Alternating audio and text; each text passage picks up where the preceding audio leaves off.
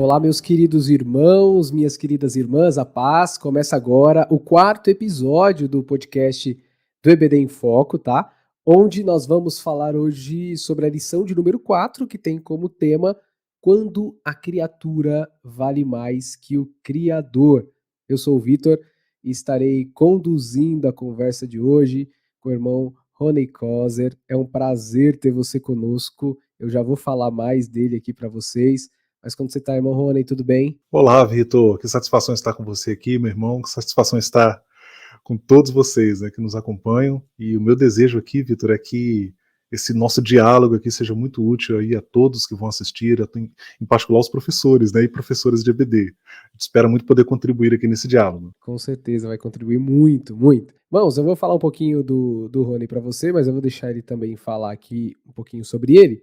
Mas ele é evangelista aqui na Assembleia de Deus, Espírito Santo. Se eu trazer alguma informação que falte, você depois me corrija, tá, Rony? Ah, tudo bem, Vitor. Ele é mestre em teologia pela FABAPAR, tá? As Faculdades Batistas do Paraná.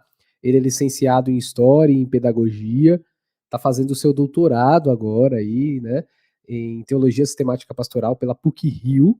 Ele é autor de diversos livros aí na área da hermenêutica e pesquisa teológica e aceitou o nosso convite, o convite aqui do EBD em Foco, para comentar hoje alguns pontos dessa lição número 4. Então, já quero adiantar a vocês que é um privilégio vocês poderem ouvi-lo, ouvir as contribuições que ele vai trazer. Eu tenho certeza que isso vai enriquecer muito aí a sua aula.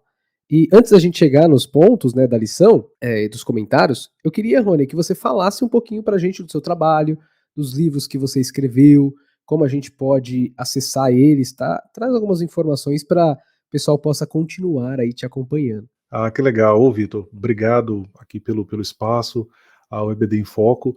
Bom, em relação às minhas publicações, eu destacaria aqui, Vitor, a Enciclopédia Teológica. Eu estou até com o volume 1 aqui em mãos para mostrar ao pessoal. Essa Eita, isso é grande, hein? rapaz. Esse é o volume 1, na verdade.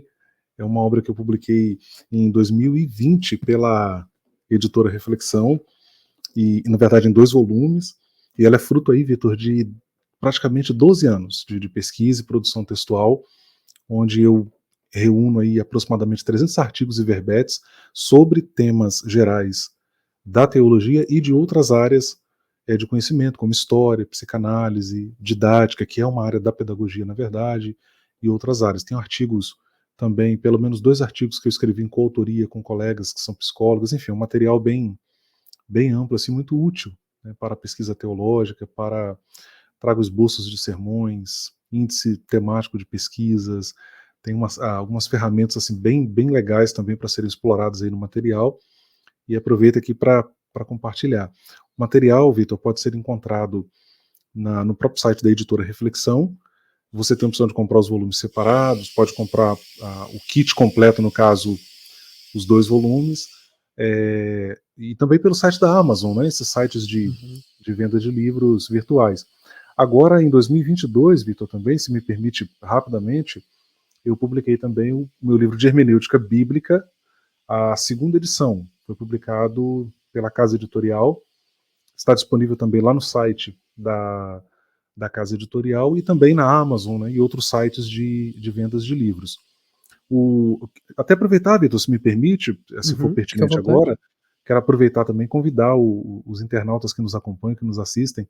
Eu tenho hoje 2 atividades principais na internet, que é o canal no YouTube, o Repensando o Meu Cristianismo, e também o blog. O blog tem sido também uma experiência maravilhosa, Vitor, porque por lá eu compartilho apresentações de aulas, videoaulas, apresentações em PowerPoint, Uhum. artigos, comunicações acadêmicas que eu venho fazendo, eu deixo o texto lá na íntegra. Então, assim, tem muita coisa lá no blog para ser explorado, que é o blog Teologia e Vida. O endereço é www.teologiavida.com. Então, o canal no YouTube Repensando o Meu Cristianismo e o blog. Um detalhe, Vitor, eu disponibilizei vários artigos e livros meus lá no blog, disponíveis gratuitamente para leitura. Ah, Né? que legal. Os artigos geralmente já ficam mesmo, são publicados em Uhum. revistas, né, e ficam disponíveis na internet, mas eu cataloguei eles. E alguns livros que eu disponibilizo também, o internauta tanto pode abrir e ler online ou baixar em PDF se ele quiser. A ideia mesmo é compartilhar.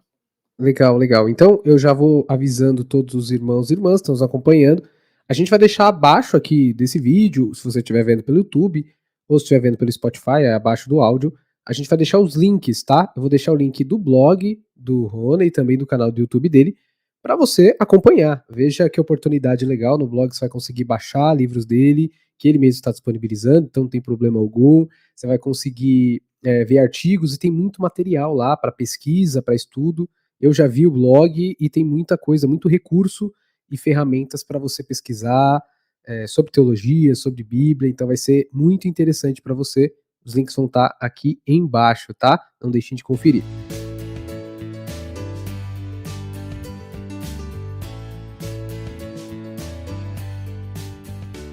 Eu tenho alguns recados. Recados, já quero ouvir o irmão Rony, mas deixa eu dar os recados antes. Recados, 4 recados importantes que eu quero que vocês prestem atenção. Primeiro, a lição do subsídio, comentando os tópicos da lição da revista, já tá no canal do YouTube do EBD em Foco, tá? O irmão Eberson gravou, comentando tópico por tópico, então aquele comentário completo da lição, você já pode conferir aí no canal do YouTube do EBD em Foco, ele utilizando slides e comentando toda a lição. Não deixa de conferir, porque no nosso podcast aqui a gente faz mais um bate-papo, destacando alguns pontos da lição. Se você quer ver ele, né, um comentário ali do irmão Eberson, tópico por tópico, tentando destrinchar ali o que o comentarista trouxe, confira lá no canal da EBD em Foco. Aqui também, o EBD em Foco, você que não conhece, não se esqueça que eles produzem os slides da revista da lição. Então eles pegam o conteúdo da lição e fazem slides para você utilizar aí na sua classe, na sua sala de aula. Então você que tem condições, recursos visuais, não deixe de conferir os slides. Você pode assinar o plano do EBD em Foco e através da assinatura você vai ter acesso aos slides da revista de adulto, da revista de jovens, todos os subsídios e os cursos que ficam disponíveis lá também, tá? Então é um preço bem acessível para você ter esses slides maravilhosos e bônus aí com vários subsídios, cursos e materiais produzidos pela EBD em Foco. Terceiro recado é que na descrição desse episódio vai ter vários links de subsídio. Então, além dos materiais aqui do irmão Rony que você deve consultar, tá? A gente também vai deixar aqui links para você complementar seu estudo da escola dominical. Então, vídeo de subsídio, às vezes tem artigos, tem comentários que tem relação com a lição, a gente vai deixar aqui embaixo. E por último, quarto e último, não deixa de compartilhar com mais alguém aí esse episódio, tá? Ajude mais professores aí da EBD a prepararem a sua aula, não deixe de comentar com eles. Faça isso, será bem.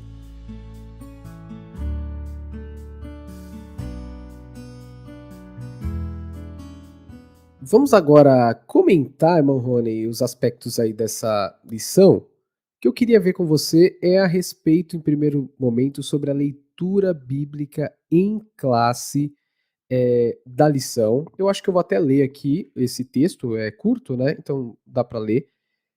Que está em Romanos, capítulo 1, do verso 18 ao 25, tá? Eu vou ler aqui agora. A ira de Deus se revela do céu contra toda a impiedade e perversão dos homens que detêm a verdade pela injustiça.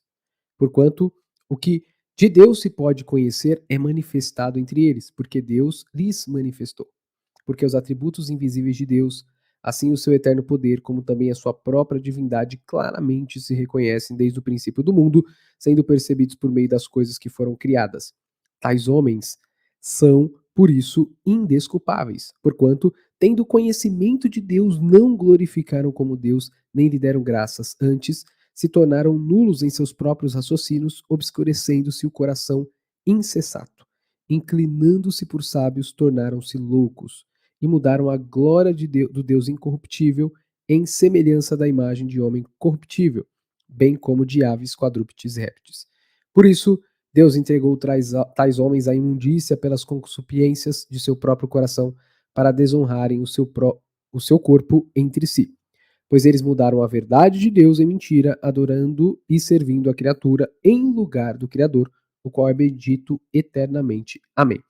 A NVI nomeia esse trecho aqui de Romanos, essa perícope, né, de Romanos 1, 18 a 25, chamando a ira de Deus contra a humanidade. A Almeida Revista Corrigida chama esse trecho de a idolatria e a depravação dos gentios. acho que seria interessante a gente começar com você comentando, explicando um pouco para a gente do que Paulo está falando nesse trecho, né? E qual a lição que ele está dando aí para os crentes de Roma e para nós hoje também, poderíamos dizer assim. Perfeito, Vitor. Muito, muito boa. Vamos dizer assim, para a gente começar aqui o nosso diálogo, né? Tá muito, muito legal, assim, muito boa a sua colocação. Eu diria, Vitor, que o título que a NVI coloca tem certa pertinência, né? Fala do pecado da humanidade e não dá para negar, lendo e estudando esse primeiro capítulo dessa grande epístola, que é a Epístola de Paulo aos Romanos, uma epístola muito, é um verdadeiro tratado teológico, podemos dizer assim. Então não dá para negar, aliás, fica até muito evidente, de fato, que há uma abrangência, né, quando ele se refere a, aos gentios, né, ao pecado, e ali ele começa a descrever. Importante destacar também, Vitor, que a nossa leitura em classe, é até importante não deixar de mencionar isso, ela vai até o versículo 25, mas é importante ler a continuidade, que se estende até o 32, e Uhum. lembrando que essa perícope, na verdade, ela é uma preparação para o que vem no capítulo 2 e 3. É muito importante os professores e professoras de EBD terem clara aí a informação de que esses três capítulos eles estão muito conectados. Então Paulo, a Epístola aos Romanos, inclusive, ela é muito argumentativa. Então ele inicia um raciocínio nesse primeiro capítulo e ele vai avançando. Digamos que nessa perícope que você acabou de ler, Vitor, que nós lemos aqui juntos, eu também estava acompanhando, e os professores em casa e professoras, né? Ele está preparando o caminho para o que ele vai abordar também no capítulo 2 e no capítulo 3. Ele está falando da ira de Deus.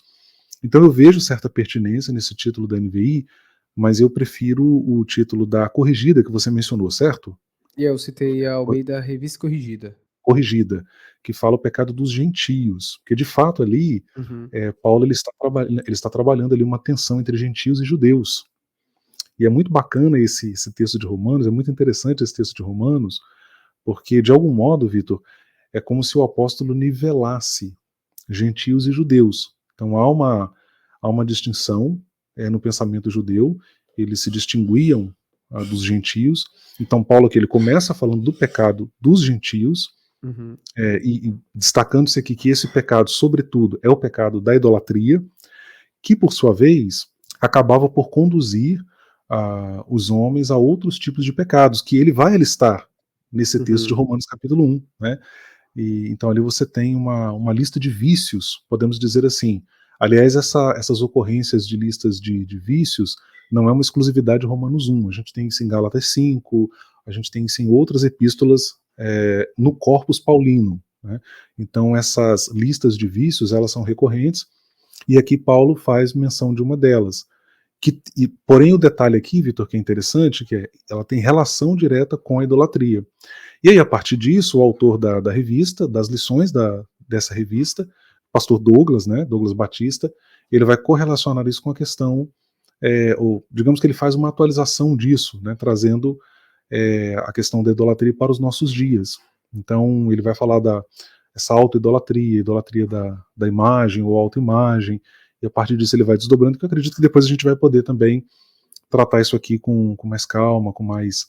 Tocar nesses assuntos mais adiante. Então, Morrone, você me corrige se, né, eu vou tentar pegar aqui um ponto. Então, provavelmente o pastor Douglas utilizou o Romanos 1 aqui para nossa lição, porque o foco ali de Paulo é tratar sobre a idolatria, né? Ele vai falando sobre a idolatria dos gentios, e ele vai mostrando que, como fruto da idolatria, como os vícios que ele vai se gerando, são vários pecados.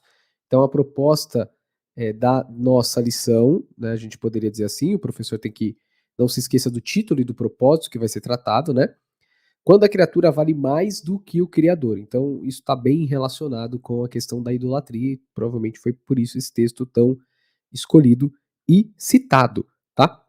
Como o Rony comentou, a gente vai, acho que, destrinchar isso aqui melhor. E eu vou pedir, então, para o Morrone destacar para a gente dois termos que eu acho que já vai ter relação com isso, tá? Dois termos importantes: idolatria e auto-idolatria. Essas palavras semelhantes, são sinônimas, têm diferenças? Comentei pra gente, Morrone. Ah, boa, Vitor. Novamente, uma pergunta muito pertinente.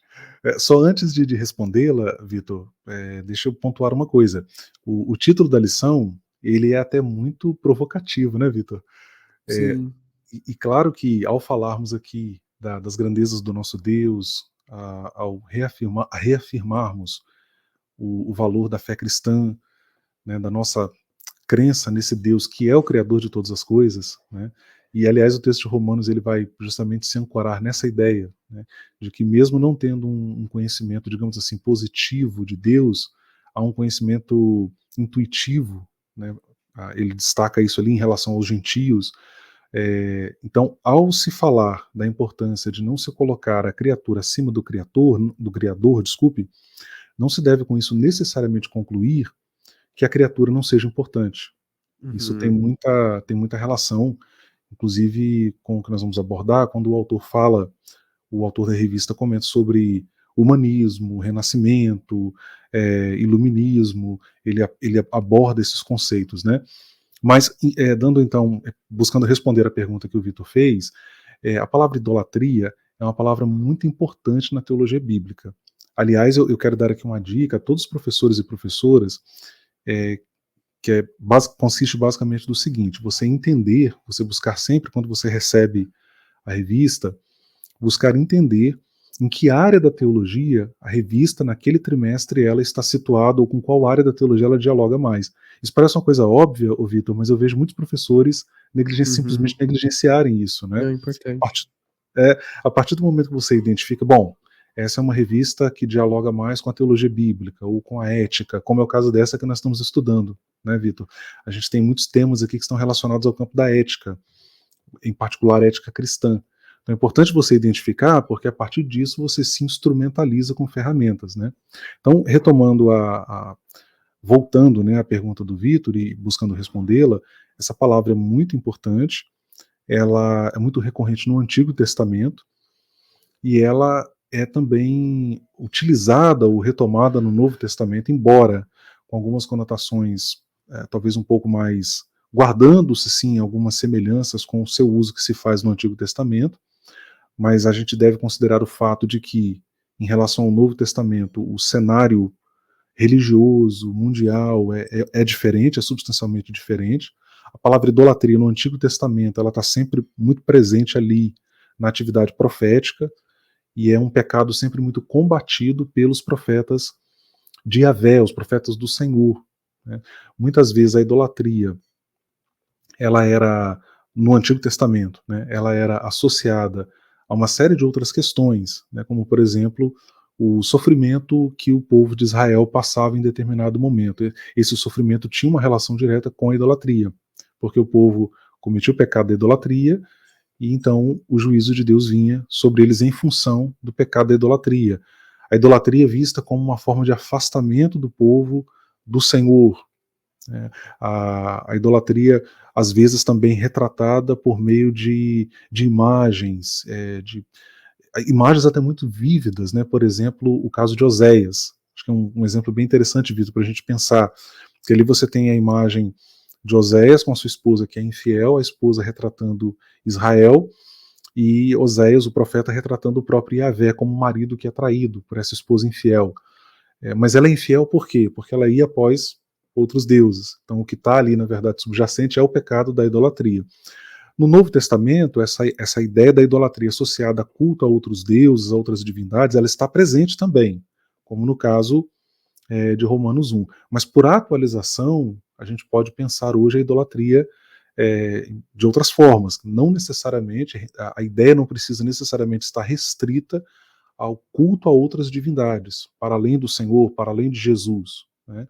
E é basicamente isso que o autor da revista faz, ô Vitor, porque quando ele fala dessa auto-idolatria, né, o termo que ele usa, na verdade é um culto a si mesmo, seria o que eu definiria aqui como um excesso de antropocentrismo, o que na psicanálise a gente poderia chamar de narcisismo, né? Então Uhum. assim, ou na psicologia, e isso de fato, além de ser pecaminoso, não é saudável. E isso tem muitos desdobramentos que, claro, a gente pode considerar aqui, alguns dos quais o autor, inclusive, quando ele fala, por exemplo, na revista lá do culto à própria imagem, né, o culto ao corpo. Então isso a gente percebe hoje com muita força, né? Quem frequenta a academia vê isso muito, né, Vitor? É, Embora eu não estou aqui demonizando a academia, porque eu também frequento a academia, isso é uma questão de saúde. Mas não dá para negar que a gente percebe que as pessoas hoje têm meio que uma idolatria do corpo, né? Então o autor levanta algumas questões assim que são muito pertinentes e que vale a pena de fato a gente considerar aqui. perfeito. Então a gente entendeu os 2 primeiros termos mais básicos ali da que ele está trabalhando e que são importantes, talvez o É, professor aí tenha vários caminhos para refletir sobre idolatria, autoidolatria, pensando tanto no Antigo, Novo Testamento como o Rony fez e talvez refletindo sobre esses exemplos aqui no nosso tempo, né. Mas a lição ela ao falar sobre idolatria e autoidolatria, ele tem alguns termos que ele trabalha, né. Eu não sei se você prefere que eu cito todos eles, você vai já desenvolvendo um de cada vez? Eu vou citá-los, aí você pode ir por etapa, né, eles podem se relacionar. Eu coloquei 3 termos aqui que eu acho que é interessante o professor ter bastante clareza, porque às vezes o professor cita esse claro. termo, já ouviu, mas não entende muito bem, tem dificuldade de entender. Então como você é formado também em história, você vai nos ajudar, nesse ponto. Primeiro ele cita sobre o renascentismo e o humanismo. Sim. O que que seriam essas coisas? Obrigado, Vitor, muito bom. E há de fato uma certa relação, embora aqui eu colocaria essa correlação que ele faz, né, com autoidolatria e renascimento e humanismo, antropocentrismo, ele correlaciona os termos aqui. Eu sugeriria um pouco mais de cuidado, de cautela, para que a gente não caia, Vitor, naquilo que em história, na ciência história, os historiadores chamam de anacronismo. Então, o que é o anacronismo? É quando eu levo para o passado categorias do presente, quando eu interpreto determinados fatos e conceitos do passado à luz do meu entendimento de hoje. Então, se eu quero entender o Renascimento, se eu quero entender o Renascimento século XIV na Europa, Iluminismo século XVIII, então eu preciso ouvir essas vozes, ouvir entre aspas, né? Uhum.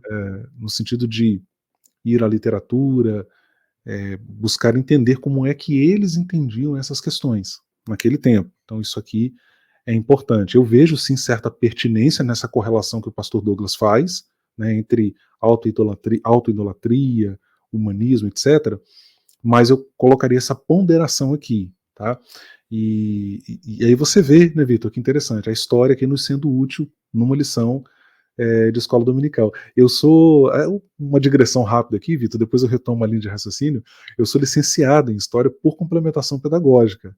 Não Ah, entendi. satisfeito, exato, que é um curso rápido, né, que você faz ali após o bacharelado, para quem quer lecionar, como era o meu caso. E aí, não satisfeito, eu falei, não, vou fazer a licenciatura plena, porque eu quero aprofundar o conhecimento na história, que eu acho assim, uma área fascinante, de fato, né. Minha formação maior é em teologia, como você citou no início, mas a história e a teologia dialoga muito com a história Sim, com também, né? certeza. Mas voltando, o Renascimento, a gente pode entender o Renascimento como um movimento cultural, eu diria filosófico, Vitor, que surge no século XIV na Itália, e ele está buscando ali resgatar alguns valores da antiguidade clássica. E dentre esses valores está justamente o antropocentrismo. Atenção, precisamos lembrar que o Renascimento é um período, é um movimento que vai ocorrer ali no fim da Idade Média, esse período de aproximadamente 1000 anos, que teve como característica o teocentrismo. Então você vê que o Renascimento ele vem trazendo uma outra proposta, que é o antropocentrismo, é olhar para o homem. Enquanto a Idade Média valorizou muito e colocou no centro a figura de Deus, o Renascimento agora ele quer olhar para o homem. E aí você tem nessa esteira o humanismo, que é justamente essa valorização do humano. Eu acho muito temerário, Vitor, a gente colocar o humanismo em rota de colisão com a fé cristã de maneira invariável, né, até admito que pode haver ali aspectos que são contrários à fé cristã, mas a gente precisa ter cuidado ao afirmar isso de maneira muito categórica e conclusiva. Por quê, Vitor? Porque nós vamos ter na Reforma Protestante humanistas cristãos, como Erasmo Uhum. de Roterdã, né, que foram inclusive muito importantes, contribuíram na questão da própria crítica textual, do texto grego do Novo Testamento. É essa galera que está trabalhando e justamente, Vitor, orientados por valores humanistas. Olha que interessante. Então a gente tem que ter cuidado, não, o humanismo é coisa do diabo, não, a gente não deve levar por esse viés. Existiram sim aspectos negativos, mas houve aspectos positivos que vale a pena a gente destacar e entender que até em certa medida, ô Vitor, nós hoje somos o resultado também desse processo de reflexão, né? Então, o Renascimento, resumindo aqui, é um movimento cultural, eu diria também filosófico, que vai buscar resgatar alguns valores da antiguidade clássica, como o antropocentrismo, que é olhar para o homem. Você tem o racionalismo, né? Mas o que é racionalismo ali no Renascimento? É a ênfase em métodos empíricos, né? Agora, o homem ele quer explicar determinados fatos a partir de uma observação científica, empírica, em que se verifica materialmente determinados fatos da natureza, né? Agora, uma coisa importante, Vitor, veja como que esses movimentos eles são passivos de crítica, né? A própria palavra renascimento hoje na história ela já é criticada, porque a gente entende o quê? Que na história nunca deixou de se produzir cultura. Por exemplo, a ideia que a gente tinha da Idade Média, que é o período que antecede o Renascimento, né, digamos assim, de que a Idade Média é a Idade das Trevas, isso nem se usa mais hoje na história, né? A Idade Média, longe disso, ela foi um período muito produtivo do ponto de vista intelectual. Você vai ter vultos, né, grandes gênios, como Tomás de Aquino, por exemplo, filósofo, teólogo, né, ali no século XIII, né? Ou seja, Idade Média. Então, você tem os árabes fazendo aí grandes produções intelectuais, traduzindo manuscritos gregos, né, dos grandes filósofos gregos. Né, então, você tem essa galera trabalhando tudo isso na Idade Média. Então, a ideia de renascimento como um período que recupera, que faz renascer determinados aspectos culturais, hoje tem sido criticada, né? Porque não é que houve um renascimento no sentido de que não havia uma cultura rica acontecendo, não, havia. Mas, de fato, o renascimento ele vai romper com alguns paradigmas da Idade Média. É isso aí, Legal, Vitor. legal. Então, Renascimento, século XIV, tem como Isso sua aí. característica filosófica, um movimento cultural, trazer esse renascimento aí de uma, a gente diria, de uma cultura, de um tempo antigo, Valores, né? valores, Valores, né, da perfeito, Antiguidade Clássica. Isso. valores da antiguidade clássica, trazendo de volta à tona, e isso desencadeia, como consequência um pouquinho depois, o que a gente chamará de humanismo, que a gente poderia chamar como aspecto cultural também. Descreve pra gente um Sim. pouquinho melhor o humanismo. Boa, boa, obrigado, Vitor. A ideia, o humanismo, a gente pode entender o humanismo, Vitor, eu descreveria o humanismo aqui como um desses desdobramentos do Renascimento, né? Que é Perfeito. justamente você agora não tem mais um teocentrismo, você não tem mais agora a figura de Deus como centro. Agora nós vamos olhar para o homem. Nós vamos e alguns pensadores desse período, vamos dizer assim, me parece, deixa eu colocar aqui de forma assim bem. Deixa eu tentar construir a frase aqui, Vitor, de maneira bem responsável intelectualmente, né? Para não Uhum. incorrer aqui numa afirmação equivocada. Parece que foi uma tendência no Renascimento buscar resgatar o papel do homem nesse processo de construção social, nesse processo de construção cultural, intelectual. Havia na Idade Média, quando você lê até mesmo um pouco tanto da história, né, e até mesmo na teologia, inclusive, a descrição de como que funcionava, como era a mentalidade, digamos assim, das pessoas ali durante a Idade Média, havia muita superstição. Estava tentando encontrar a palavra aqui. Então você tinha a superstição religiosa, ela era como que utilizada para explicar os fenômenos da natureza, a própria religião mesmo, obviamente, ela era muito pensada à luz de muitas superstições. Então, nesse humanismo, você tem um esforço para que a partir de agora a gente possa é, explicar a realidade entendendo o papel do homem nesse processo. E aí nessa esteira, e a gente deve destacar aqui, Vitor, que essas ideias, essas noções, elas estão correlacionadas, né? Então, quando eu falo de antropocentrismo, humanismo, racionalismo, está tudo interligado. Por quê? Porque agora é o homem colocado numa posição de destaque para. E isso, em certa medida, o Vitor, foi positivo, por quê? Porque aí você passa a ter uma valorização do ser humano. De modo que alguns absurdos que eram praticados pela religião até então já não são mais aceitos. São questionados, são postos em xeque. Você começa a valorizar e isso vai se somar a outros movimentos culturais, a outros movimentos históricos. Então, num certo sentido, é positivo. Mas há aspectos negativos? Há aspectos negativos.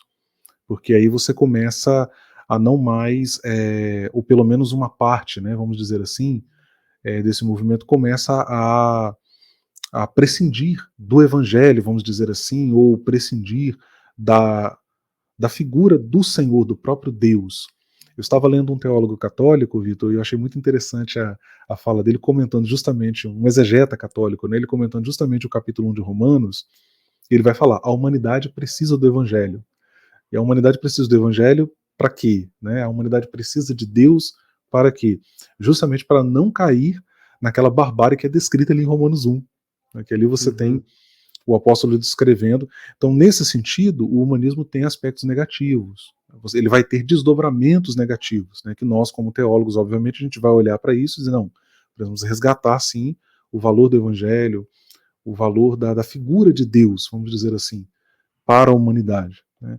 Então a gente pode considerar aqui as duas perspectivas, né, tentando fazer um balanço, tanto de aspectos positivos quanto de aspectos negativos aí desse processo de reflexão cultural, intelectual, né? De fato, qualquer filosofia ou qualquer cultura, ela será refletida a partir do evangelho, a gente acredita nisso, e estará passível de críticas, né, e de se aproveitar daquilo que pode ser utilizado, pode ser bom, isso a gente não pode esquecer. Seguindo aí, a gente tem acho que um termo que, segundo o pastor Douglas, dá uma continuidade, né, mas agora mais relacionado a gente, o nosso tempo, né, você É, citou coisas do século XIV, século XVI, isso, agora a gente está no século XXI, e ele citou para a gente pós-modernidade ou modernidade modernidade líquida. líquida. Explica para a gente o que que é isso aí. Pois é, aí, Vitor, a gente precisa lembrar também, e eu não falei, que o Renascimento ele lança, digamos assim, as bases daquele período na história que foi chamado de modernidade. Né? Então esse período aí ele vai se estender basicamente até o século XX, e obviamente nesse momento sociólogos devem estar se contorcendo enquanto eu faço essa afirmação, porque há quem defenda, na verdade, a continuidade da modernidade no nosso tempo. Eu, particularmente, Vitor, na condição de um teólogo e de um admirador, alguém que lê com apreciação sociologia, né? Eu prefiro, entendo ser mais coerente a ideia de uma pós-modernidade. Há quem defenda uma modernidade tardia, outros Uhum, falam de hipermodernidade, ultramodernidade. Então, mas uma coisa é fato, né? Nas ciências sociais e não apenas nelas, mas em outras também, né, para além aí da antropologia, ciência política, da própria sociologia, também outras áreas de conhecimento, como na teologia, inclusive, o tema pós-modernidade está na pauta, e isso é fato. uhum, Né? Então, se fala de pós-modernidade, seria um momento histórico que se desdobra aí a partir do século XX, digamos aí, segunda metade, né? Talvez há quem, na verdade, a expressão pós-modernidade ela já aparece já nessa primeira metade do século XX, acho que na década de 30, se não estou enganado. Nós temos aí autores muito importantes que falam, que buscam definir, conceituar pós-modernidade, o Lyotard, nós temos o que é um autor clássico, né, que fala sobre, vai trabalhar o conceito de pós-modernidade, e que muitos teólogos, na verdade, e no caso da minha denominação em particular também, no caso da Assembleia de Deus, criticam muito determinados aspectos da pós-modernidade, chamam a atenção para o fato de que pós-modernidade indica uma época e pós-modernismo um movimento cultural. Então, nós temos teólogos pentecostais, assembleanos que buscam indicar isso, e não dá para negar, realmente, Vitor, que você tem um movimento cultural acontecendo. Né? Então, uhum, pós-modernidade ela pode ser pensada como uma época, um período da história que nós estamos atravessando, que nós estamos vivendo, mas é também um movimento cultural com características próprias. Mas eu volto nesse ponto, sabe, Vitor? Eu acho que há aspectos positivos também. A gente não uhum. precisa vir aqui demonizar a pós-modernidade, mas há desafios, não dá para negar. E aí é interessante que você tem pensadores para fora da fé cristã que estão olhando para esse tempo também com um olhar crítico. Um Uhum. desses grandes pensadores, um desses grandes intelectuais foi Zygmunt Bauman, ele começa trabalhando com o conceito de pós-modernidade, depois ele deixa o conceito de pós-modernidade e vai para a noção de modernidade líquida, né? No Brasil nós já temos mais de 40 obras dele traduzidas aí para o nosso português, o nosso idioma português, e talvez a sua principal obra traz justamente esse título, Modernidade Líquida. E, na verdade, quando ele fala de modernidade líquida, para se referir ao nosso tempo, Vitor, ele está usando uma metáfora, né? Ele usa a metáfora da liquefação, e em contraste aos sólidos, para indicar com isso que na modernidade líquida, ou pós-modernidade, como queiram, nada é sólido, em outras palavras, nada tem uma forma definida e duradoura, nada é duradouro. E tem um vídeo do Bauman, inclusive, que está disponível no YouTube, e nesse sentido a crítica do Bauman, o Vitor, ela se encontra com muitos aspectos da fé cristã, né? É claro, Bauman não era um teólogo, né, gente? Eu estou aqui traçando pontos de contato, né?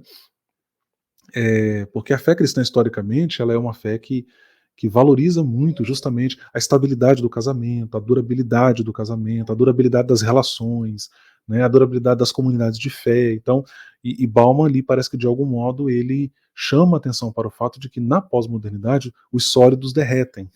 Então não há durabilidade, não há estabilidade. E aí tem um vídeo do Bauman no YouTube, foi uma entrevista que ele deu para, se eu não estou enganado, foi para a BBC, lá de Londres, né, lá da Inglaterra, porque ele morou na Inglaterra durante muitos anos. Ele está assim falando no vídeo, e aí ele narra uma experiência curiosa, né? E você vê o que é a cabeça de um homem que não é um homem moderno líquido, que é o Bauman. E ele diz assim durante a entrevista, né? Eu tenho um conhecido, um jovem que chegou para mim e disse assim, olha, né, e todo se gabando disso, dizendo, eu fiz 500 amigos no Facebook.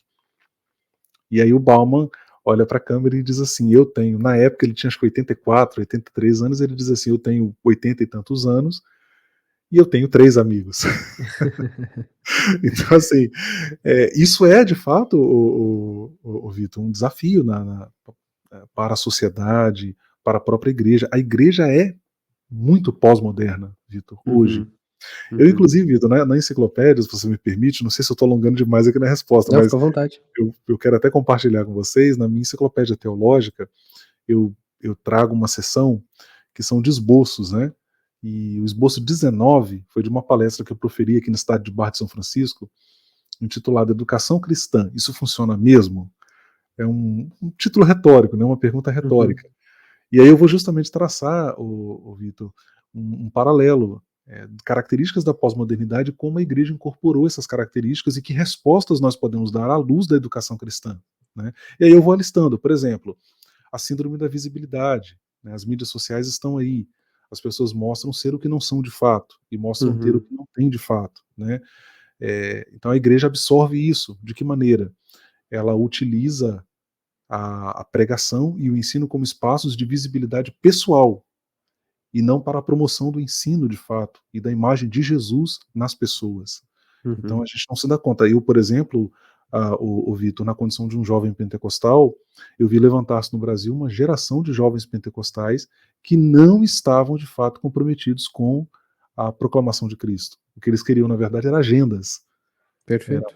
era aparecer, né? E aí eu vou dando outros exemplos, claro, não vou ler todos aqui, porque senão, né, tomaria muito tempo. A questão do consumismo, que é uma marca muito forte uma marca negativa, né, do pós-modernismo, e isso também entrou na igreja, porque nós transformamos a nossa relação com o sagrado em consumo religioso, né? Eu, por exemplo, Vitor, sou de uma geração de obreiros na Assembleia de Deus, eu fui treinado para o serviço cristão. E isso é algo muito belo, porque desenvolve a nossa alteridade, o nosso doar-se a um projeto maior que está para além do meu interesse pessoal e narcísico, né? Falamos aqui de Uhum, narcisismo. Então isso é muito belo, mas a igreja, infelizmente, ela incorporou isso no consumismo religioso, teologia da prosperidade. Eu até costumo dizer, no caso da Assembleia, né, que a nossa teologia oficialmente ela repudia a teologia da prosperidade, mas isso é suspenso no momento do ofertório, né? Porque quando a gente vai ofertar, o que a gente ouve muitas vezes é teologia da prosperidade. Irmãos, doa, contribua, porque quem dá com alegria, Deus, ou seja, a mecânica da troca, tá ali sim, no meio sim. das ofertório, né? Contribua que Deus vai te dar 10 vezes mais. Então, percebe, Vitor? Então, são valores realmente que a gente precisa pensar, valores cristãos que a gente precisa repensar à luz dos desafios da pós-modernidade.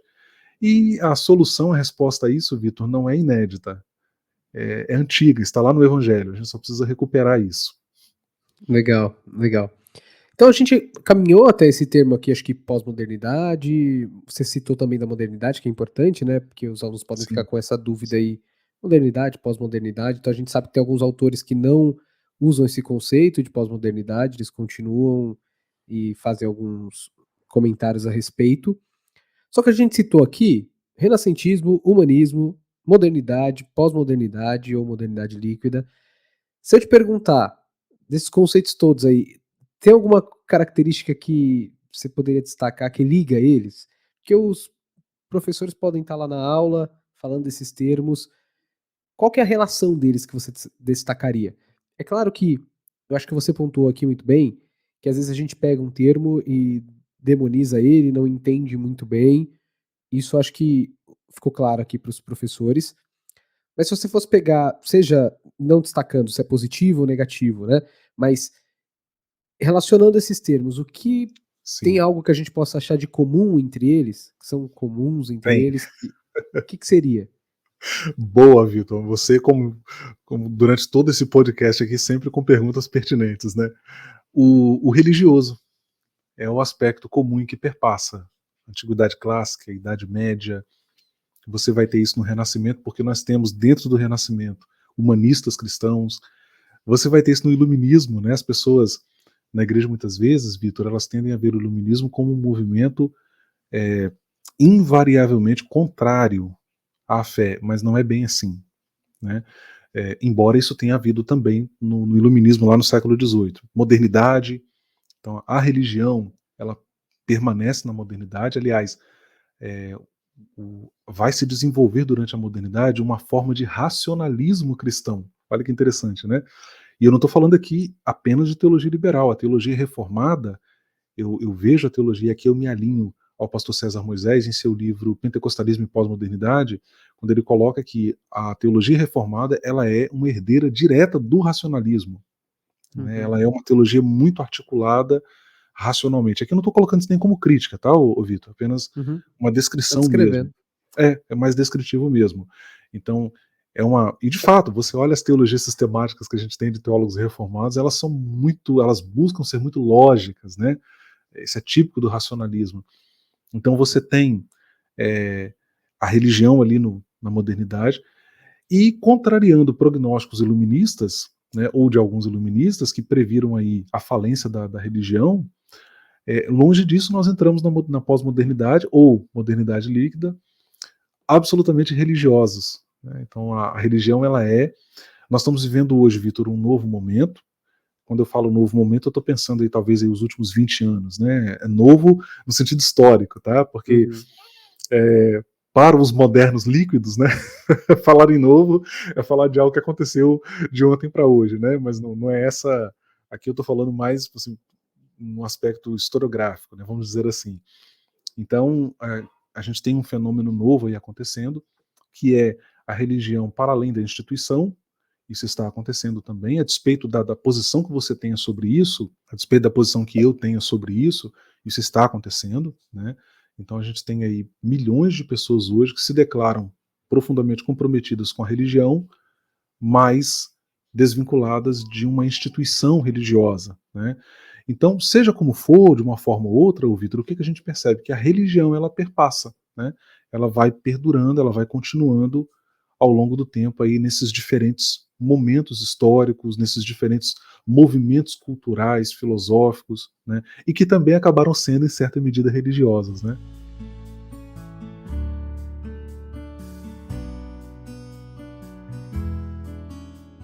Eu acho que dá para a gente trazer uma aplicação a respeito disso. Talvez os Claro, professores vão trabalhar os conceitos, né? Então, na revista a gente tem vários termos e períodos históricos criados, tentando alertar os alunos, refletir. O pastor Douglas ele caminha ali trazendo esses termos que você trouxe aqui, enfatizando a questão da idolatria, e você pontuou muito bem, fazendo as considerações, trazendo mais consciência e luz para os nossos ouvintes a respeito desses termos. Mas a grande questão é a seguinte: nos dias de hoje, tá?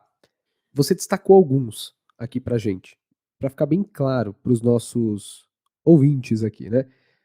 Nos dias de hoje, a gente tem os desafios da pós-modernidade ou da modernidade líquida, frutos aí de vários movimentos históricos, culturais, que a gente poderia destacar, né? Mas quais são os exemplos que você acha que as nossas igrejas aqui precisam refletir, responder, para não cair de fato, se afastar disso que o pastor Douglas chama de idolatria, né? Eu vou, até antes de você colocar, você citou, então como você citou, eu aproveito ele, e aí eu peço você colocar outros, mas acho que, se eu não me engano, é o autor Rubens Amorese, que trata no livro dele sobre a modernidade. Ele fala que a nossa sociedade hoje tem uma característica de privatizar a fé, né? Ele usa esse termo. Que, assim como o Bauman trata do sólido em oposição ao líquido, até pouco tempo atrás, né, as pessoas, elas, independente de qual religião era, ela acreditava, essa aqui é a religião, é onde eu quero estar. E de um tempo para cá, as pessoas, por exemplo, privatizam sua fé. Ela fala, não, não tenho vínculo com uma religião, eu tenho vínculo com o que eu acredito. Então a pessoa, se Assim, ela não está satisfeita com a igreja dela, ela muda de igreja ou muda de religião. E se ela for passando e não agradar ela, eu vou criar a minha igreja, eu vou abrir a minha igreja, eu vou abrir as coisas do assim, modo que eu penso, e porque o que importa é a minha fé pessoal, né? Ele faz descrevendo um pouquinho do nosso tempo. E talvez muitos irmãos, irmãs já se deparam com vários desafios, né? Que são frutos aí do nosso tempo, das mudanças sociais e culturais que a gente vive. Eu acho que seria interessante você trazer alguns exemplos para a gente, né? Para a gente conseguir refletir, os professores conseguirem refletir sobre isso. ah, bacana, Vitor. Você falando aí, eu assim, na elaboração da sua pergunta, eu pensando aqui uma ocasião lá no Repensando o Meu Cristianismo, meu canal, no YouTube, em que eu gravei 2 vídeos, ô Vitor. Se vocês forem lá, vocês vão encontrar lá. Você vai lá no Repensando o Meu Cristianismo, vai lá dentro do canal, Vitor, na busca do canal, não do YouTube, na busca do próprio Uhum, canal mesmo. Aí você digita lá, as respostas que demos aos desigrejados. uhum, E aí o que que eu faço, Vitor? Na condição de um cristão, eu vou ali desconstruir respostas que nós cristãos geralmente apresentamos aos desigrejados para criticar o posicionamento deles, né? E aí uhum, eu vou ali desconstruindo, né? Aí quem me vê no vídeo, ele fala, caramba, mas o Rony tá ali, ele deveria, na verdade, estar criticando, né? Mas aquilo é fruto de uma reflexão sincera e que eu pude perceber os limites, né, das uhum. respostas que nós damos para eles. Mas aí tem um outro vídeo que é complementar a esse, ô Vitor. E o título do vídeo é O Valor da Instituição Eclesial. Então, Legal. quem é Uhum, desigrejado e me vê lá no vídeo se empolga, né? Caramba, o Rony tá. Mas quem é da igreja, né, vamos dizer assim, entre aspas, né, no aspecto institucional, quando vê lá o meu vídeo também vai ficar feliz, porque, ah, Rony, você não tem uma posição? Tenho. Eu tenho uma posição clara, definida. Né? Então, assim, eu estou ali colocando prós e contras e considerando as duas perspectivas. Né? Por que eu estou citando isso aqui, Victor? É muito interessante a gente pensar que, de fato, nós precisamos de referenciais. Né? Então, ah, essa jornada teológica que eu tenho vivido até aqui, que eu tenho feito até aqui, ô Victor, ela me levou a relativizar algumas coisas e não apenas pelo conhecimento teológico, acadêmico adquirido, pelas vivências, né, pela jornada acadêmica, mas até, eu diria, sobretudo mesmo, o Victor e todos que nos acompanham, é, por esse retorno constante ao ensino neotestamentário. Né? Então, esse encontro e reencontro com as escrituras, com a teologia, com a palavra de Deus. Né? Eu trabalho com esse pressuposto de que a Bíblia é palavra de Deus. Então, esse encontro e reencontro com as Escrituras, Victor, nos leva a afirmar e relativizar algumas coisas. Então, você relativiza algumas coisas, mas você reafirma outras. Né? Então, e isso é maravilhoso. Né? Então, e uma das coisas que eu reafirmei é reconhecer justamente a necessidade de referenciais, é fazer essa autocrítica no sentido de que, bom, se eu me afasto, eu estou me afastando por razões legítimas? Ou será que é pela minha incapacidade de conviver, de contribuir com uma comunidade de fé? né? Por exemplo, Vitor, eu relativizei a noção que nós evangélicos temos da questão do dízimo, né? Eu hoje vejo o dízimo no Brasil como uma indústria financeira, mas eu reafirmei o valor da contribuição financeira para a comunidade de fé. Muito do que se fala contra o dízimo na internet, Vitor, eu vejo que grande parte disso é fruto, na verdade, da incapacidade das pessoas de contribuírem com uma comunidade de fé, de serem parte de um projeto, inclusive financeiramente, né? Então, o bacana dessa jornada teológica é isso, porque você relativiza, pondera algumas coisas, mas reafirma outras. O que eu reafirmei? A necessidade de uma ética bíblica, né? Aí eu volto lá na fala do exegeta em relação a Romanos 1, né? A humanidade precisa do evangelho, nós precisamos do evangelho, inclusive para não cair na barbárie, para não cair naquela lista de vícios que o apóstolo descreve ali em Romanos 1. Então, como uma grande lição prática que eu acredito que essa lição traz para nós, Vitor, é justamente reconhecer a realidade do pecado. Então, é bacana o que o humanismo fez, trazer o homem para o centro, valorizar o homem, valorizar a ciência, isso é lindo. Mas resolve? Não. Entramos no século XX com duas grandes guerras mundiais, Primeira Guerra Mundial 1914 a 1918, 30 milhões de mortos, Segunda Guerra Mundial 1939 a 1945, 60 milhões de mortos, alguns historiadores falam em 70 milhões de mortos. Então nós vimos uma barbárie. O homem agora, que tanto valorizou a ciência, o conhecimento, o que é que ele está fazendo agora? Ele está usando a ciência e o conhecimento para matar o homem. É uma contradição, né? A gente tem que fazer essa crítica. Então, olhar para o ensino do evangelho, porque a gente fala de humanização no humanismo, mas se tem uma coisa que humaniza o ser humano é o evangelho, Vitor. O evangelho ele humaniza, né? Então, olhar o perigo real do pecado, o pecado é uma realidade, faz parte da condição humana, e buscarmos então nos pautar por uma ética bíblica. Essa ética que, sim, nesse sentido, sim, ela não coloca a criatura no lugar do Criador. Ela traz o Criador para a cena, reverencia o Criador e estabelece uma relação de amor com o Criador, e a partir disso se estabelece uma ética real. O que eu chamo de uma ética real, Vitor? É uma ética, e já estou concluindo, tá, querido? É uma ética que ela é fruto de uma relação real com Cristo, de alguém que entendeu o Evangelho. Isso não é fruto de um ditame dogmático, isso não é fruto de um receio, de medo de ir para o inferno. Vou te dar um exemplo, Victor. Eu estava, numa das minhas viagens para o Rio, eu estava hospedado num hostel lá no Rio de Janeiro, e foi engraçado, foi engraçado uma situação que eu vivi lá, que duas argentinas lindas, né, começaram a flertar comigo, e foi assim uma experiência muito interessante que eu vivi, porque a minha vontade era voar em cima das duas, né? Quase que eu falei, cadê a câmera escondida? Isso é pegadinha, não é? Eu não estava nem acreditando. As mulheres lindas, eu me senti muito tentado, mas de alguma forma, o Vitor, eu não consegui, mesmo estando num lugar em que ninguém me conhecia, mesmo estando num lugar em que meu pastor, talvez ninguém saberia se eu tivesse saído com elas, mas de alguma forma eu não consegui fazer aquilo. Por quê? Porque é quem eu sou. É quem eu sou. Esses valores são reais para mim. E eu disse, inclusive, para uma delas, pessoal, estou lisonjeado, mas eu tenho uma esposa, eu tenho uma família, eu não, eu estou ligado a isso. Não é porque o que vão falar, o que vão, porque talvez ninguém nem falaria nada porque ninguém saberia, entende, Vitor? Uhum. Mas é isso que eu entendo que é uma ética que brota de uma relação real. E essa ética só é possível, ô Vitor, quando há amor. Quando há amor. A ética que funciona por medo e imposição, ela tem um limite, né? A ética que opera por amor, ela é uma ética livre. Você não a pratica porque está sob alguma pressão. É uma livre escolha. Eu não estou dizendo com isso que uma pessoa que opera com essa ética não vá tropeçar moralmente, né?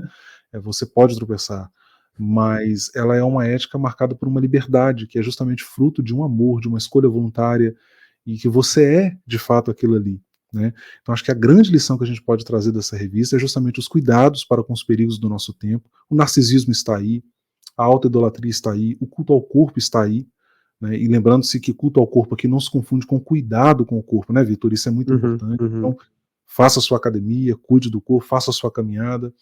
Então, esse perigo está aí e outros tantos que a gente poderia colocar. Então, a resposta para isso é uma ética bíblica que brota dessa relação real com Cristo, com o Evangelho, com o entendimento do que é, de fato, essa relação amorosa com o Criador.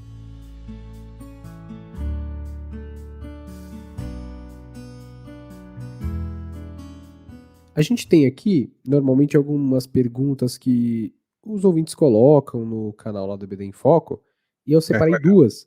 Mas eu acredito até que você respondeu essa primeira agora. Eu acho que quem ouviu, né, quem tinha colocado isso aqui, eu acho que sairia satisfeito com o seu último comentário. Porque foi perguntado como um crente sincero deve proceder para fugir da autoidolatria no dia a dia. E você acabou de citar até um exemplo de uma situação real que você sim. vivenciou, esse olhar, esse chamado a vivenciar e estar numa ética bíblica que é voltada, fruto do amor real, num relacionamento com Cristo. E eu acho que você trouxe, não sei se você quer acrescentar algo a respeito disso.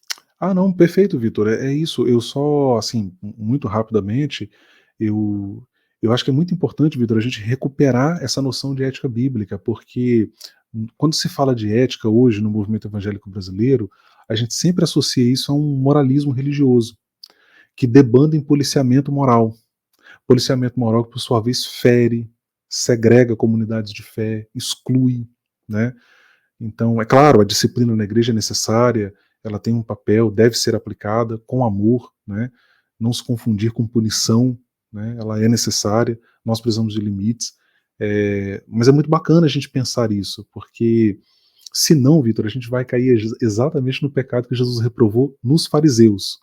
Ó, vocês cumprem um monte de regras aí, de coisas, mas vocês perderam a essência, vocês não entendem, né, de fato, o cerne, né, da lei de Deus. Acho que isso é muito bacana para a gente conversar sobre isso e ponderar isso aí. E a segunda pergunta que fizeram é que escreveram assim, eu vou ler para você. Pois A não. nossa sociedade e as filosofias não buscaram sempre usar o ser humano como medida de todas as coisas? Desde as histórias bíblicas até os nossos dias, não é sempre assim? Então, qual seria a diferença de uma filosofia renascentista ou moderna para os exemplos que a gente já tem na Bíblia? Então, Vitor, aí a gente tem que. Aí eu vou acender o alerta aqui justamente para o que nós falamos anteriormente, para não cair em anacronismo. Porque se nós formos pensar a filosofia enquanto um saber humano, é claro que a gente pode usar a palavra no plural, como a pessoa que enviou a pergunta o fez, e está tudo bem, porque de fato a própria filosofia mesmo, pensando isso aqui, filosofia como ciência, né, sistematizada, ela tem as suas correntes, né, existencialismo, estruturalismo, e vai embora, né? Então a gente fala de filosofias. É, mas a filosofia, se a gente for pensar ela em seu desdobramento, ela tem momentos diferentes, ela tem ênfases diferentes. A gente pode pensar a filosofia, inclusive pensada, a gente pode conectar a filosofia, inclusive, ao cristianismo. Então, eu acho que poderia responder essa pergunta, Vitor, dizendo o seguinte: a gente vai voltar naquela mecânica que a gente trabalhou antes, que é prós e contras, aspectos positivos e negativos. Então você tem aspectos negativos no pensamento filosófico, nas filosofias, como o colega ou a colega fez, né, registrou na pergunta. Sim, você tem aspectos negativos, você tem aspectos, e que inclusive por vezes são até mesmo contrários a valores da fé cristã. Mas você tem também nas filosofias, ô Vitor, nos desdobramentos filosóficos ao longo do tempo, você tem diversas contribuições muito interessantes. E a própria teologia sempre dialogou muito com o pensamento filosófico. Né? A teologia sistemática é fruto desse diálogo. Então você tem em Tomás de Aquino um grande pensador que está dialogando diretamente com o pensamento aristotélico. Né? Aristóteles, que foi um dos grandes ali, pensadores da antiguidade clássica. Né? Então você tem essa recuperação. Você tem rupturas também, claro, né? Você tem rupturas. A teologia ortodoxa, ela tenta estabelecer justamente rupturas em relação à filosofia e vai fazer duras críticas a grandes pensadores da filosofia, como Martin Heidegger, Friedrich Nietzsche, por aí vai. Mas você tem continuidades muito positivas também. Você tem Rudolf Bultmann, que foi um teólogo bíblico do Novo Testamento, que está dialogando diretamente com o existencialismo heideggeriano, né? E traz ali uma proposta interessante, tem os seus limites, tem também as suas. É, a gente precisa fazer algumas ponderações ali também, claro, como qualquer pensamento, mas é interessante o que ele está propondo ali, né? Aquela vida autêntica que Heidegger propõe diante do fato morte, né? Bultmann leva isso para o Evangelho, leva isso para a existência em Cristo, para a fé cristã. Então, e isso, por mais que ah, o nosso ouvinte, as nossas ouvintes, possam anuir a essa concepção ou não, mas a gente deve lembrar do porquê Bultmann está fazendo esse programa, né? Bultmann está tentando responder ao homem moderno, né? Ele está É, tentando na justamente. na lição Pois não, Vitor? anterior eu até comentei um pouquinho isso, porque o comentarista estava criticando bastante Bultmann, né, Uhum. e eu estava tentando lembrar o pessoal que a gente não pode tirar a pessoa do seu contexto histórico, é o que você está Isso aí, falando, do muito bom. desafio, né. O Bultmann veio diante de toda aquela busca do Jesus histórico, a É ponto isso. de não existir nenhum Jesus, da fé, que a gente colocaria assim, fazendo essa dicotomia, mas diante de toda a crítica que estava vindo, ele falou: "Não, não, a gente tem Cristo, a gente tem uma experiência real e existencial com Cristo". Ele dando uma resposta muito evangélica, Sim, cristã, sim. com todas as ferramentas que ele tinha para o seu tempo, né, e às vezes é tirado esse aspecto dele. Então hoje a Exato. gente tem eu leio muito o Andrew Wright, que faz muitas críticas ao Bultmann, né, mas a a sua resposta e os desafios que ele tem, hoje é mais fácil a gente responder olhando o que ele passou, onde ele estava vivendo. Mas às vezes a gente não tem esse hábito de ser sempre anacrônico, né, em todas as nossas É, perguntas, reflexões, e a gente não consegue ponderar e imaginar, ter até essa capacidade imaginativa de ver os desafios que estavam sendo criados, envolvidos naquele tempo, e a gente só critica, critica, critica e não consegue colher o que é bom, ficar com o que é. é bom, separar o que é ruim, tirar o que é ruim e assim sucessivamente, né. Isso aí. É claro, ô Vitor, que eu não estou aqui na posição também de romantizar esses pensadores. Eu acho que há limites no pensamento deles, mas a gente vem de uma formação teológica e religiosa no pentecostalismo que joga tudo fora, né? Então, assim, eu, por exemplo, ouvi teólogo. Isso não é só do pentecostalismo, né? A gente tem isso também em outras. Eu vi um grande teólogo batista, ele foi meu professor também durante o mestrado, uma pessoa que eu admiro muito, mas, por exemplo, quando ele fala de teologia liberal, a fala dele é a seguinte: não leia nada, não use nada, não dialogue com ninguém que é teólogo. E veja, ô Vitor, foi muito interessante a sua fala, porque o evangelicalismo brasileiro, ele me parece confundir muito contextualização, ou poderia dizer também atualização da mensagem bíblica com adulteração. São coisas diferentes, né? Então, quando você fala, né, você citou aí a questão do Bultmann, né, que ele está tentando contextualizar, isso não quer dizer necessariamente que ele estivesse buscando modificar a mensagem do Evangelho, adulterar a Sim. mensagem do Evangelho, mas ele está colocando isso de modo. E para apimentar mais ainda aqui, Vitor, é claro, a gente não vai desdobrar isso, mas vamos deixar aqui como uma provocação para os nossos ouvintes. Ah, e vocês vão ouvir isso agora de um não marxista, né? O próprio Marx. Eu vejo que Marx no nosso meio, Vitor, ele é muito injustiçado. E eu vejo que ele, assim como nós poderíamos citar aqui, né, os três clássicos ali da sociologia, o Max Weber e o Emile Durkheim, eu vejo que Marx, isso é mais frequente em relação a ele, que é considerar a obra ou o pensamento dele sem levar em conta o contexto. E veja, há afirmações em Marx que para mim são chocantes, e que são antagônicas à fé cristã, como por exemplo a questão a própria noção de luta de classes em Marx. Eu tenho muita dificuldade, assim, eu até na introdução à sociologia que eu escrevi para uma faculdade, eu tentei ali fazer uma ponderação crítica, né, a esse pensamento marxiano. Mas não dá para negar que há contribuições no pensamento de Marx. Marx ele está escrevendo numa época em que crianças trabalhavam em fábricas insalubres 12, 14, 16 horas por dia. Então Marx é um homem de um tempo, de uma época, a Revolução Industrial está bombando, né? Trabalhadores estão sendo alienados de questões básicas, até de qualidade de vida, né? Então ele vai se alinhar a essa categoria para poder fazer uma crítica à forma como se obtinha o capital, a questão do lucro, enfim. Então, isso é muito importante. Você voltar ao contexto histórico, na exegese, quando a gente fala dos textos bíblicos, se utiliza a expressão alemã Sitzenleben, né? Expressão muito conhecida na exegese, lugar da vida. Mas isso vale também para os grandes pensadores, né? Falávamos aqui do Bultmann, eu trouxe agora esse exemplo, que é um exemplo muito polêmico, né? Gera muita polêmica, mas até que ponto a crítica que fazemos é pertinente, ou até que ponto a crítica que estamos fazendo está levando em conta o pano de fundo histórico, né?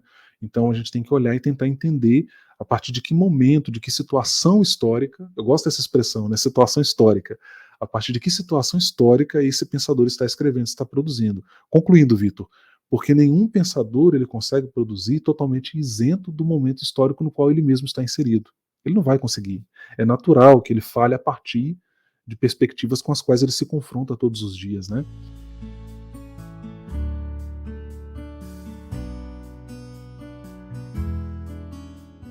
A gente acha que vai já chegando nos nossos finalmente aqui, Ah, que na pena. nossa conversa. Mas para a gente finalizar, Rony, qual a principal lição que você acha que os professores da EBD devem deixar para os seus alunos na aula do próximo domingo? O que você acha que é o principal e precisa ficar bem claro aí para os alunos guardarem no coração a partir dessa aula? Bacana. A fé cristã, ela tem um aspecto muito lindo, Vitor, que é a valorização do outro, da alteridade. Eu gosto muito dessa palavra, apesar de não ser muito usual no nosso vocabulário, né? Ninguém toma café da manhã, vamos falar sobre alteridade hoje em família aqui no café da manhã, né? Mas eu acho essa uma palavra belíssima, assim, alteridade, o outro em questão, né? E isso vai na contramão da auto-idolatria, que é o culto ao próprio ego, que é o culto ao eu, que é e as mídias sociais, conquanto seja uma ferramenta fantástica, eu não vim aqui criticar mídias sociais, acabei de fazer um post hoje à tarde lá no Instagram, ou foi ontem eu fiz um post, tá dando o que fala, o pessoal tá comentando, é uma forma de interação, mas as mídias sociais potencializaram muito isso, né, Vitor? Que é a ideia desse culto à própria imagem. Eu acho que as mídias sociais também elas empobreceram, contribuíram, na verdade, para empobrecer muitas relações humanas. Né? Se cria ali um mundo que é fictício e que acaba servindo de referência e parâmetro para as pessoas. Isso tem desdobramentos muito complicados na psicologia das pessoas. As pessoas estabelecem a partir do que vê em mídias sociais parâmetros de comparação. Eu até fiz um post uns dias atrás, dando ali algumas sugestões para as pessoas perceberem como que elas se anulam a si mesmas, né? E as mídias sociais contribuem para isso, porque uma das sugestões que eu dei ali é justamente não se comparar a outras pessoas. Cada história, uma vida. Então, o Vitor teve possibilidades que eu não tive, como ele precisou lidar também com limites com os quais eu não precisei lidar e vice-versa. Né? Então não cabe agora eu vir aqui me comparar com o Vitor e vice-versa. Né? Então as mídias sociais elas potencializam isso. E ali eu olho para o outro e eu vejo ele vivendo uma vida que eu quero viver, mas que de algum modo eu não posso viver. Ou que se eu for viver não será adequada para mim. Né? Então, essa coisa do ego, né? Essa coisa do orgulho, desse individualismo que a gente percebe e que é diferente de individualidade. Né? O individualismo seria aí o Augusto Cury fala sobre isso, né? Augusto Cury, que é um psiquiatra e pesquisador da psicologia, ele vai, numa de suas obras, destacar que individualidade é saudável, individualismo é adoecedor, que é quando eu não consigo transbordar para o outro, né? Individualidade é quem eu sou, minhas preferências, minhas características. Não comparar-me a outras pessoas é uma forma de respeitar a minha individualidade. Né? O Vitor gosta de roxo, eu gosto de azul, e está tudo bem. É a nossa individualidade. Né? Então, isso é muito bacana. O individualismo é essa exacerbação do eu, que está diretamente ligado ao egoísmo, né, ao narcisismo, no sentido, usei muito essa palavra hoje, né, que é, na verdade, em linguagem teológica, é um culto de si mesmo. Né? E Vitor, isso é muito presente nas nossas igrejas. Essa lição, ela tem sim a sua pertinência. Você sabe, né, Vitor, não sei aí em São Paulo, mas aqui no Espírito Santo a Assembleia de Deus mantém ainda aquela tradição de saudação, né? A gente recebe a oportunidade para trazer uma saudação. Minha última saudação na nossa igreja foi justamente sobre o problema da arrogância, né, que é uma forma de culto a si mesmo. Então a gente olha muito para quem está na academia, esse pessoal é arrogante, esse pessoal é. Só que a arrogância é um problema, eu vou dizer na saudação, Vitor, a arrogância é um problema do coração humano. Não é o título, não é a conta bancária confortável, não é o lugar onde você mora, não é se você é bonito ou feio, é um problema do coração. Né?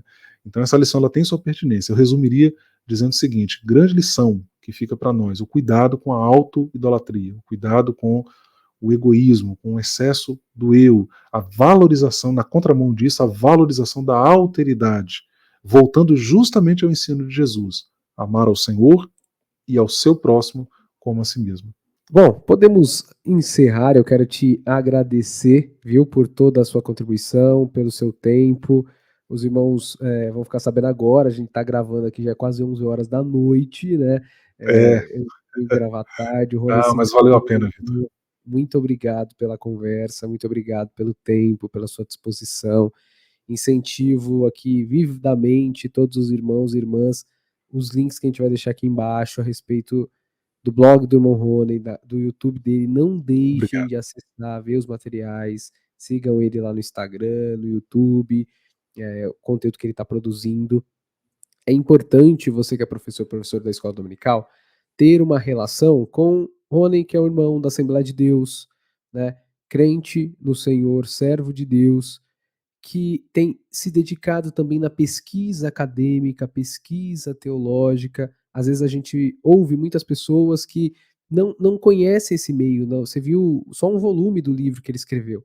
É alguém que tem se dedicado na pesquisa teológica, fazendo o seu doutorado. É importante você conversar com essas pessoas, dialogar com essas pessoas, ouvir essas pessoas.